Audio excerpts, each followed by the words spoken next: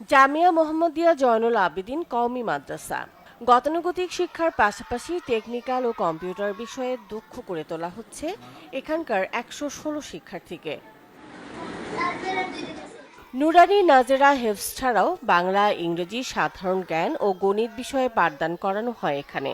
৯ জন শিক্ষক সার্বক্ষণিক পাঠদান করাচ্ছেন। ওস্তাদরা আমাদের সুন্দর করে পড়ালেখা করেন, অনেক সুন্দর করে দেখাশোনা করেন। আমাদের আশেপাশের পরিবেশ অনেক ভালো। এখানে হেফজ, নাজরা, নুরানি এখানে সব পড়ানো হয়, সাথে সাথে ইংরেজি, অঙ্ক, বাংলা। আর এখানে খাওয়ার মান ভালো। গরিব, অসহায় এতিম ছাত্র যেন এখানে লেখাপড়ার সুযোগ পায় এবং তাদের সর্বোচ্চ সুযোগ সুবিধা যেন এখান থেকে নিতে পারে। এই মাদ্রাসা থেকে বহন করে ছাত্রদের খেলাধুলার জন্য football, cricket ball, bat, stump এগুলো মাদ্রাসা থেকে কিনে দেওয়া হয়েছে। ২০২৩ সালে নিজস্ব অর্থে ঝালকাঠির নলছিটি উপজেলায় এই মাদ্রাসাটির প্রতিষ্ঠা করেন ইঞ্জিনিয়ার মোহাম্মদ সাইফুল ইসলাম ইমাম। কর্মমুখী আধুনিক শিক্ষা ব্যবস্থা চালু করায় অল্প দিনেই জেলা জুড়ে সুনাম ছড়াচ্ছে এই বিদ্যাপীঠ। আমি এখান থেকে এসেছি পড়ালেখা করার জন্য। আমি এখানে আরবি, বাংলা, ইংরেজি, অঙ্ক শিখতেছি। এখানে পড়ালেখার মান এবং থাকা খরচ এবং খাবার দাবার সব ভালো। আমাকে এখানে কোনো খরচ দিতে হচ্ছে না। শুধু ঝালকাঠি নয়, বরিশাল বিভাগের বিভিন্ন স্থানের ছাত্ররা আবাসিক থেকে লেখাপড়া করছেন।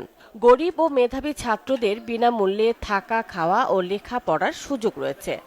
কর্মমুখী শিক্ষার জন্য আমি ব্যবস্থা চেষ্টা করতেছি।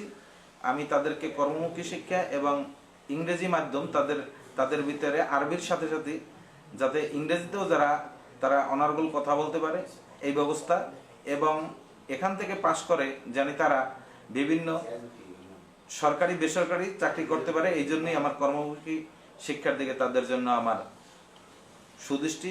আইটি ও কারিগরি শিক্ষায় জোর দেবার পাশাপাশি বিভিন্ন বিষয়ে সরকারিভাবে প্রশিক্ষণ দেওয়া হবে বলে জানান উপজেলা নির্বাহী কর্মকর্তা।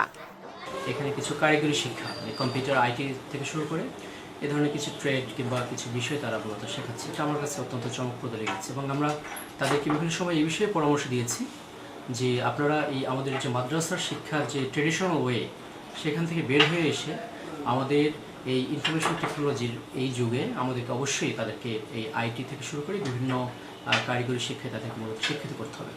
আর একই সাথে আপনার এটি নতুন একটি মাদ্রাসা যেহেতু হয়েছে, তো এক্ষেত্রে আপনার ইনফ্রাস্ট্রাকচার ডেভেলপমেন্টের ক্ষেত্রে যদি সুযোগ থাকে আমাদের এবং তারা যদি চায় তাহলে সেখানে আমরা তাদের সাথে সম্পৃক্ত হতে পারি। উন্নত খাবার ও আবাসন ব্যবস্থার পাশাপাশি সিসিটিভির আওতায় রয়েছে মাদ্রাসাটি।